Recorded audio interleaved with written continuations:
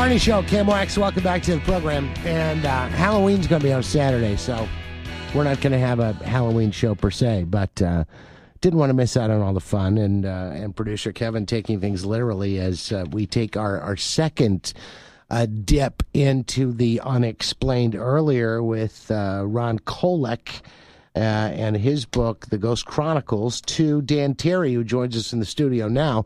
This one a little closer to home. It's called Missouri Shadows, A Journey Through the Lesser Known, the Famous and the Infamous Haunts of Missouri. And Dan joins us in the studio. Thanks for coming in. Thank you, John. Good to see you. And you are a sheriff? Assistant police chief of a small town on the Missouri River, New Haven. New Haven, Missouri. Yes, sir. All right, so how does it work in the station house with your fellow officers, knowing that Dan's a ghost hunter? I'm thinking you probably get a little chiding. Not really. Well, you do have a gun, so you got that going for you. And I'm pretty good with it, too. Okay, that helps.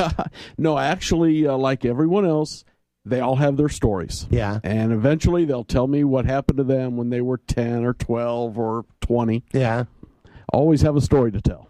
And so we talked a little bit off the air about this, and you mentioned to me that this has been something you were interested in as a kid. But when somebody goes as far as to do the investigations that you've done and to write the book that you have and books that you have, you obviously, there's more than a passing fancy with this stuff. So what happened? What made you make the turn to make this more than just a slight fancy? Well, I've always been interested in it, of course. Right. But when MPR, Missouri Paranormal, anyway, it's a ghost hunting group, and they pulled me in and offered to take me with them to show me the new ways. I haven't done it since the 70s. Back then, we just went into a place with a few beers, see what happens. So very scientific. Now they're telling me there's new ways of doing it with equipment. So they take me in and they show me how to do it. We went to the Tri-County truck stop. No beer? No beer. Okay. No nothing. It was really disappointing. This is the truck stop that closed down a long time ago, right? Yes. It's abandoned. Yes, it is now. We were there when its last few weeks of being open. Yeah. And I actually got to see my first shadow person. I challenged it, and it responded to me. And ever since then, I've been having a blast with this. All right, shadow person. Yes. What are we talking about here? You've seen them, I'm sure, out of the corner of your eye where you're looking at something and there's a human figure that just seems to dart past you out the side. Yeah. On the right conditions, you can look straight at them, and there's still a shadow that's a human figure away from the wall. I saw my first one in a place called Boondockers Bar in New Haven. Yeah. We were running an EVP session, and I seen one literally run down the bar, turn to the right, and go through a set of doors. Did the doors open too? Nope. No, it just went right through the doors. I had video cameras on the other side waiting for it, and... Of course. Yes, didn't get a thing. Yeah, and I told you, I've seen those things too out of our house where I live now. I'm sure there's something. A lot of weird happenings go on, and I see things out of the corner of my eye all the time. And I'd have to say, from what you told me earlier, you must have a little sensitive part of you also who senses these things are around. This is the fourth house I've lived in that we apparently shared. Shared with unseen guests. Yeah, but I mean, I've never had anything evil happen or see twins walking down the hallway. Nobody's told you to get out yet. Yeah, I haven't gotten the Hollywood version. And, if somebody did tell me to get out, I would. It wouldn't really take any more convincing than that. So in investigating these places, people often reside in places that are haunted. Oh, yes. Some of these hauntings aren't all that pleasant. Some. Why do they stay? Most of the time, it's pure financial. They cannot afford to leave. Yeah. Worked one, in fact, just about 2 weeks ago.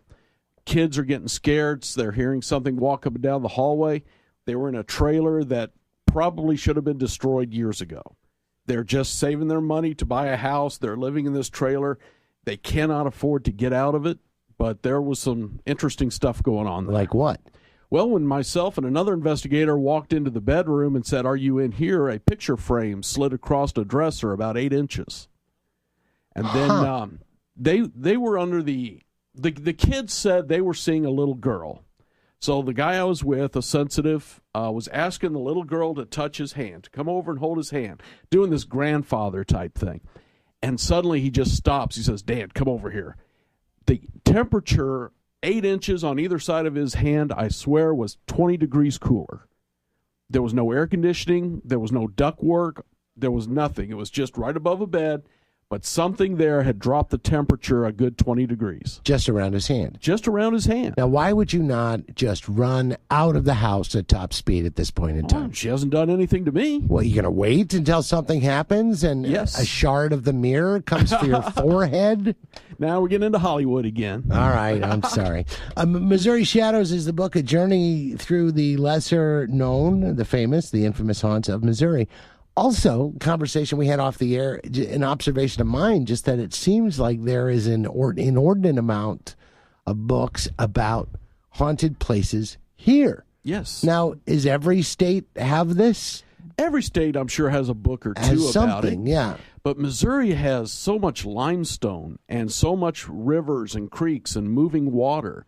And all of this provides an energy for these spirits to manifest. So I think Missouri's probably the most haunted state in the Union. I've never heard that in my life. Limestone has often been considered a energy source because of the way it's made and then the water that runs through it.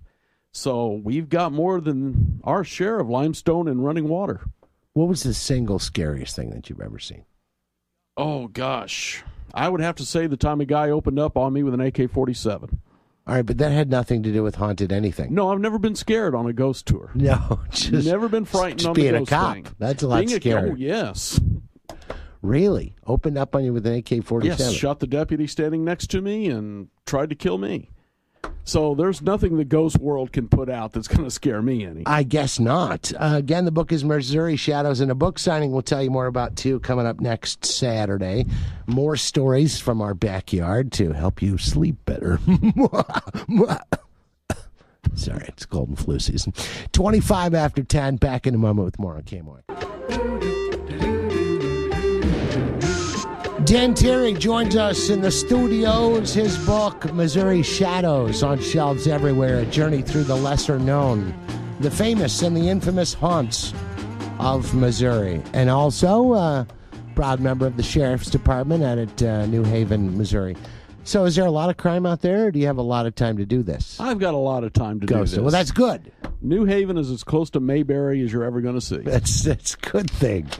That's a good thing. Have the two worlds collided where you have been on a police call and had some experience that was really more along the supernatural line? That's not that didn't prove later to be just a case of someone who really needed to go to the hospital. Ghost Stalker, right? Spook Stalker. Spook Stalker, that's what it is. Spookstalker.com. The website, and your nickname, apparently. Yeah, I took that from the old Night Stalker series with Carl Kolchak. Yeah, which was one of my favorites, too. We were talking about that off the air. Boy, when you look at it now, though, they're pretty hokey on the special effects. Yeah, I haven't seen them. Are those on DVD? Yes. Are they? Yes. And you can't believe how hokey those special effects look now. Oh, but the writing was great. I love that stuff. And what a reluctant hero he was, too. Yes. I think that was another big thing about it that I enjoyed. So this, even though the book is about Missouri, you've written about other hauntings elsewhere, and this takes you all over the country, right? Yeah, I've been from North Carolina out to New Mexico, and the next book I'm working on will have river towns, including Savannah, Georgia, and Charleston, South Carolina, and all the way out to Taos, New Mexico. We talked about orbs. We've talked about things moving. We've talked about temperature drops. But has there ever been a situation where you have been in the presence of what you can only describe as pure, unadulterated evil? Well, I think I've worked one demonic case, but I called some people who are more familiar with those in immediately. Just what was going on tipped me off that we had something here besides a regular ghost. So tell me about it. A fella come by the police station one day and started talking about this and that. It always takes him a little while to get to the point. Finally said he thought his house was haunted and his son was having trouble sleeping. So we go in, we set up some cameras. We got some very peculiar orb activity. This was interacting with the dogs, interacting with the cats. It was staying close to the kid. We seen a black mass come down on top of a couch where someone was sleeping on a video. And the most strange part of all, the kid went upstairs, woke up from a nightmare, was screaming. Nobody downstairs heard him, and this is a very small house. So I called Stephen LaChance, who was in the Union haunting, the Union screaming house. He works with me on evil cases, and he brought his team in to assist, and we had us a demon. What happened at that, I called him, I explained what I had. He said, well, we're in good shape. It hasn't left the house yet. So he planned to come down the next weekend. And then that same night, the guy who originally calls me again and says, my son's seen it on the bus coming from school. So it had gotten out of the house. I let Stephen know, and he brought his team in immediately. They had quite a fight with it. What do you mean they had a fight with it? Well, they started out by saying prayers, cleansing prayers, and doing the holy water thing. And while they had done upstairs, was doing the middle section, started to go downstairs, and whatever they had done with this thing had upset it enough that it was kicking things and throwing things around upstairs. There was nobody up there, but we could hear the stuff flying around and being thrown around. Why didn't anybody go upstairs? We did. They went back up and started the fight all over again. It took several hours, and they finally drove it back down and back out. And we went back a couple of weeks later. My wife and a new investigator went outside with a couple of his people, and something out there growled at them in the darkness. So it was outside. It was waiting for its chance to get back in. So what keeps it out? Just the prayers and the good faith of the family, I guess. Really? That's what was doing it. And now, so what's the update? Are they eventually, they had it come back in again. They started out the same way as before with their car doors and the hatch on their minivan opening through the night. And finally, it got back in. The youngest child, a little girl who hadn't been involved yet, was seeing snakes on the floor at night. And then eventually they got a priest who came in, and he did it within the church as opposed to the way we did it, which was just layman. And last I heard, everything was still clean. It's been about 2 years now. Why are children apparently most susceptible to this? I think they can see things that you and I can't because they're open to it more. They haven't been told enough that ghosts don't exist and you're imagining things, so they're still seeing this stuff. The book is Missouri Shadows, a journey through the lesser-known, the famous, and the infamous haunts of Missouri. Dan Terry has penned it, also an investigator and a spook stalker, online at spookstalker.com. Is there a particular area of our state that seems to be more of a hotbed for this kind of thing? Well, what I've found so far is the St. Louis area. And again, I think it's directly related to the limestone and the several rivers, the Missouri, the Mississippi, the Merrimack. But right around here seems to be the most active. What about homes versus commercial locations? Because you don't hear as much about that. Well, we've done a little bit of everything, but homes, people tend to not want it out, so we just don't talk about it as much.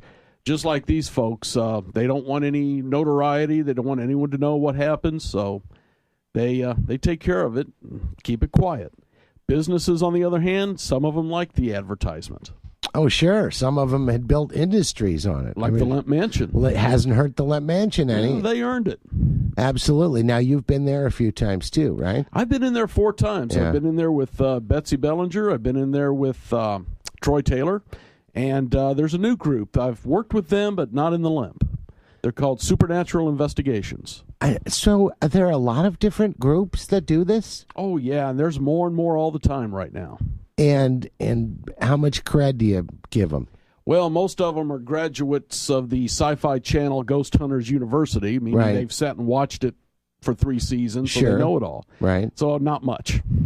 But there's now things you can go into a store and buy that you can buy commercial ghost hunting kits. Oh, absolutely. That they make.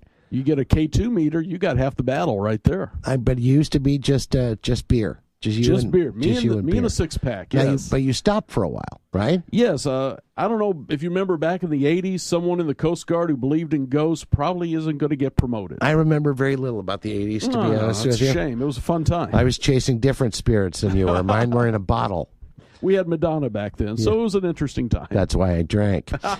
I see you were in the Coast Guard and you just didn't feel like you could tell anybody about it? That's right. I kept that kind of thing close. I still went out and Well, I would go to cemeteries. I go to haunted houses if they're reported that. But Yeah. I didn't tell anybody what I was doing. And then got into law enforcement. Now, did that come from part of this, sort of? And again, when I was new in law enforcement, I kept my mouth shut about it and didn't say anything. Yeah. Really, I do have to give credit to TV's Ghost Hunters for opening it up, making it mainstream. Yeah. Now it's not something to be ashamed of that you believe in ghosts. Well, and I can't think of the one with the celebrity paranormal. I think that's actually what it's called. Where they I think I remember that one, the yeah. B-list famous people and put them in on VH1, wasn't it? closed down penitentiaries. Mm-hmm. And of course it looks haunted because everything is shot through night goggles. It's got that very eerie look to begin with. Oh, yeah. Yeah, it does look scary, but we went to the Waverly Hills Sanitarium, and you've seen Ghost Hunters. The celebrity group was there. Right. We didn't hardly get anything.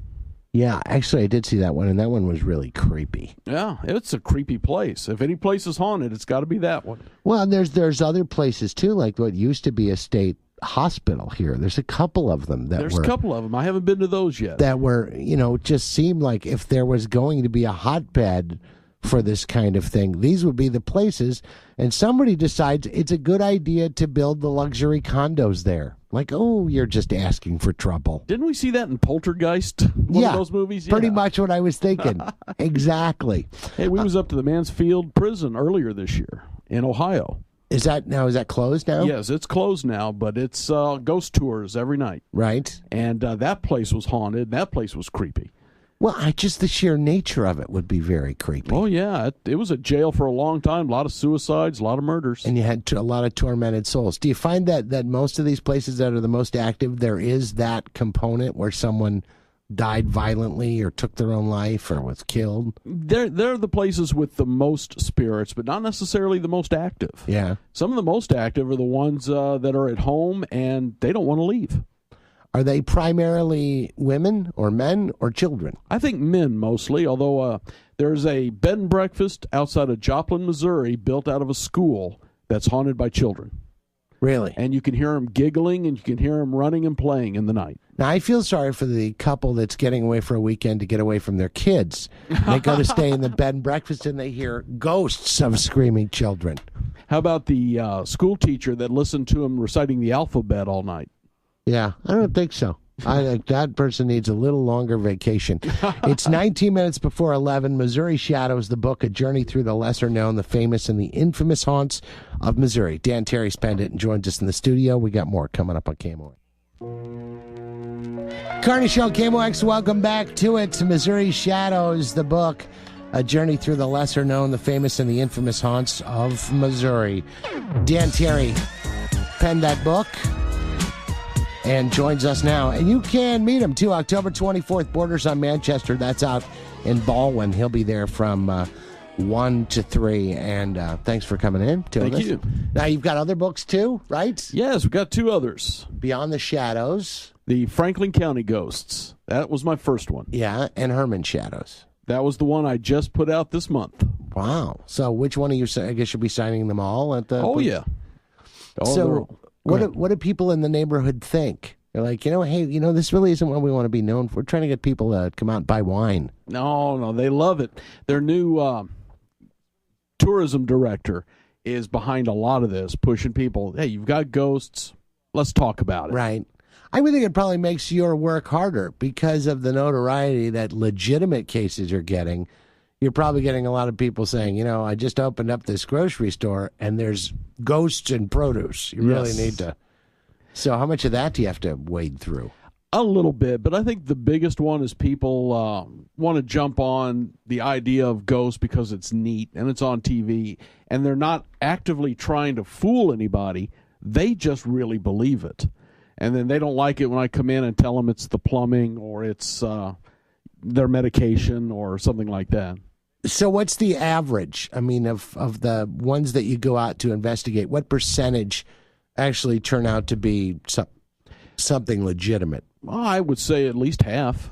Yeah. I happen to believe ghosts are everywhere. And we find them in just about every place. If you're paying them a little bit of attention, they'll show up. Now, if I got some in my house and I call you, do you charge me to come out and do something? Absolutely not. No group I've ever dealt with would do that. See, I would. Most of them would do it just for the fun of it or for the idea of helping somebody. How long will you wait?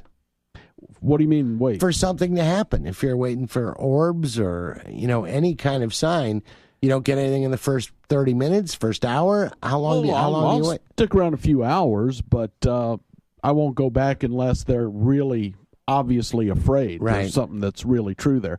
That's where the police background comes in. I can tell when someone's acting. Now, can you do it in the daytime, or do these things need to be at night? Oh, if ghosts are there in the night, they're there in the daytime. Right. Do you do a lot of this investigation at night or during the day? No, I do most of it at night because I believe our senses are more attuned at night. We see things and hear things that we wouldn't normally hear in the daytime.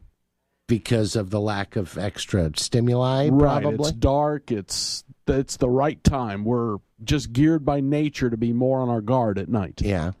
All right, so let's talk more about Missouri Shadows, the book that I have in front of me, and, Hermann Shadows, the other one.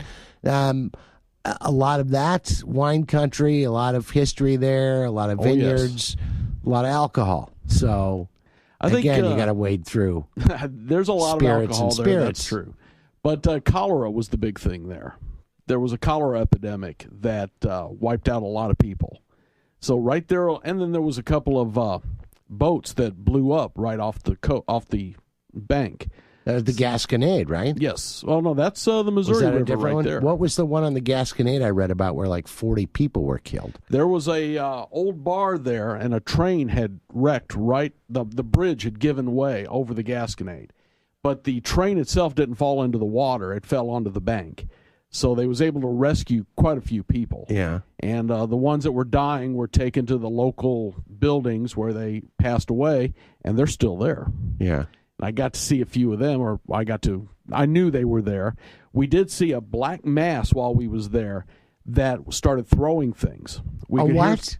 It was a black cloud. It was just blackness. From where we were sitting, we could see the blue light on a camera in the next room, and the more agitated I made this ghost, the darker it went till the light was completely blocked out. We could not see through that doorway anymore. How do you agitate a ghost? Well, in this case, this particular spirit had been murdered, and I got the wrong story from the folks that owned the place. They gave me one story, and his death was actually totally different. And when I was giving him the wrong story and trying to get him to move on to his next level, he was getting angry with me. It turned out he wasn't guilty of anything except he showed up there and got shot by accident. Yeah. And, it was, don't get me wrong, it was a murder, but he was not a part of whatever the fight was over. And I found that out by going back on the newspapers and tracking down the story. That's when I learned I need to do the history research first and not just depend on the stories of the people that live there. I interrupted you when you were talking about Hermann and the stuff on the Missouri River. There's a lot of stuff there. A lot of people died.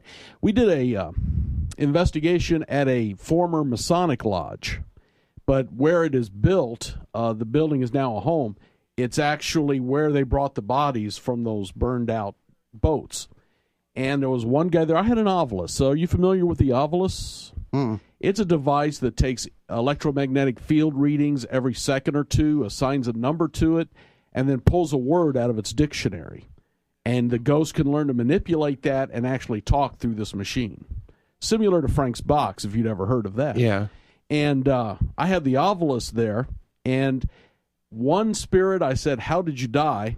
And the word ferry boat come through it. Well, the word ferry isn't in its dictionary. And in fact, the man who actually invented this said that's the strangest part he's had. These things he's sending out are coming up with words that are not in the dictionary. And or in the Ovilus. It should not in the Ovilus. Not in the Ovilus's dictionary, so it should not be coming through. So anyway, it said ferry boat, and I knew the names of the two ships. One was a ferry that went back and forth. The other was a steamship that went from St. Louis out. So I asked, "Did you die on the Washington?" And the word correct came through the Ovilus the next time. Wow. So I know I was dealing with someone who died on the Washington when it blew up. So how specific have you been able to get with a particular spirit? I mean, have you gotten identities of particular individuals knowing exactly who they were? I have on occasion, but not from them. It's all from the research. Yeah. And the historical research is the most important part. Anyone looking for a ghost hunting group, if they're not doing the research, they're not credible. But in this case of the one I was telling you about, I went back, and the names they gave me of the man who was killed and the man who killed him was correct. In another case, I was in a place where there was a homicide back in the 80s. And I happened to have found out the nickname of the person who did the shooting. And when I used that nickname, which nobody else knew, I got it from family members, there was an explosion, literally, like something had jumped onto this wooden platform near me. And we knew he was on the right person then because that nickname angered him that much. Wow. So what's been the worst? It seems like you tend to taunt these things quite often. Yeah, I do that less and less. As time goes by, I'm finding out that kindness works just as well in many cases. So what has been the worst repercussion of a taunting? I haven't really, can't say I've had any repercussions on my own. Some gravel and some drywall was thrown at me. From the darkness. That's about the worst it's gotten so far. That would be enough to completely freak me out. Oh, so come on, can't you find something bigger? Yeah, nice. So, already working on another book? Working on one called Missouri Shadows, which I hope to have out next October. And River Shadows. And this one will be? River Towns. Yeah. And it starts in Taos, New Mexico on the Rio Grande and goes out to Charleston, South Carolina, and Savannah, Georgia. So how do you manage to maintain a life in law enforcement and travel the countryside doing these books? I'm fortunate enough to have a wife that lets me do this on vacation. Oh, really? She goes with me on vacation, so 2 weeks out of the year, I'm ghost hunting in other states. Hermann Shadows, the brand new one out, Missouri Shadows, and Beyond the Shadows. All available from Dan Terry, and he's got a book signing at Borders coming up on the 24th. That's at the Borders on Manchester in Baldwin. He'll be there from 1 to 3. And if you want more information, spookstalker.com, the website, for more on what Dan's up to. Hey, well, nice to talk to you, and always good to make a friend of a cop because you never know who's going to pull you over. Sure, and use my name sometime. Somebody knows me. Is that going to work? No, probably not. No, the cop threw gravel and drywall at me. It was the weirdest thing. Thanks, Dan. Appreciate it. Thank you.